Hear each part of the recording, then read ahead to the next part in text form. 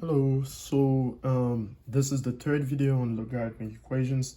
I'm going to solve another equation here, and this time it's ln. Let me put it here, ln. So this is the natural log, okay?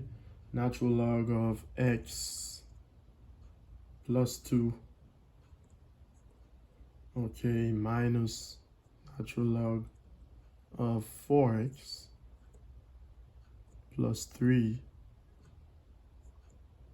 equals to the natural log of 1 divided by x, okay? So here, guys, you have two logs here on this side. So one thing you can do, you can actually condense, right? Therefore, you'll have natural log of x plus 2. I'm dividing because this is a subtraction, okay? Over 4x plus 3, okay, equals to the natural log of 1 over x, okay?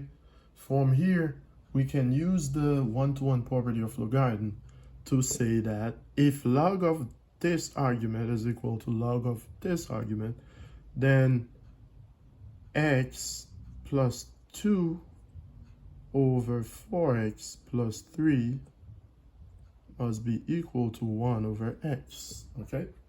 So must be equal to 1 over x, all right? Then from here, what we can do here, we have like a proportion, okay? So what we can do here, we can cross multiply, right? It's pretty easy to just cross multiply here and get to the answer. Cross multiply. So we do x times x plus 2 equals to 1 times 4x plus 3, okay? And we just solve this, so this becomes x squared. Let me put it here so I can have more space. X squared plus 2x equals to 4x plus 3, because I distributed, okay? Now, I'm gonna try to bring everything over to the left so I can set it to 0 because it's a quadratic equation now.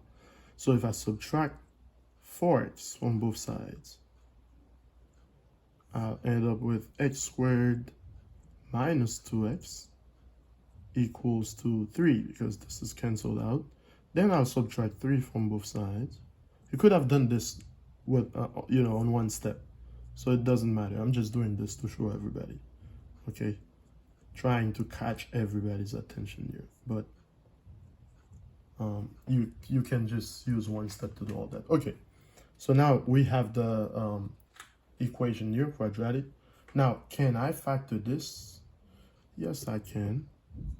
So I can actually solve this by factoring.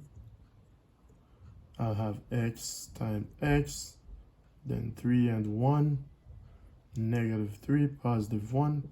So negative 3 times 1 is negative 3, and negative 3 plus 1 is negative 2.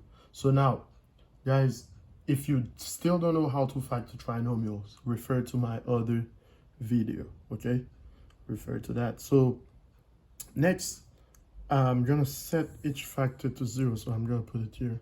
Set each factor to 0, because if two factors, the product of two factors gives you 0, therefore one of them has to be 0. So it's x minus 3 equals 0, or x plus 1 equals 0, right?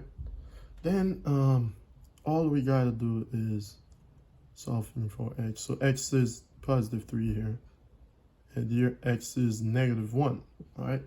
So two values here, I need to plug them in to see if they're right. Now, we don't need to do too much here because this guy here won't work.